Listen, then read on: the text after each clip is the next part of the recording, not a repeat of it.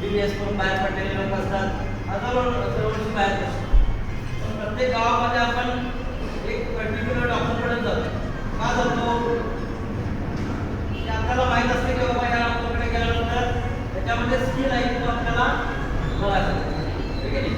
किंवा एखादा मेकॅनिक असतो जो परिचित तुमच्या गावामध्ये असतो किंवा या पर्टिक्युलर शेतात असतो, निपाणी भागात असतो, त्या मेकॅनिककडे आपण रेफर करतो एखाद्याला गाडी बंद पडली किंवा आणि काय झालं तर त्या व्यक्तीकडे जावं म्हणून का सांगतो आपण? कारण आपल्याला कॉन्फिडन्स आहे की त्या व्यक्तीकडे गेल्यानंतर आपली गाडी 100% रिपेअर होणार, आहे की नाही.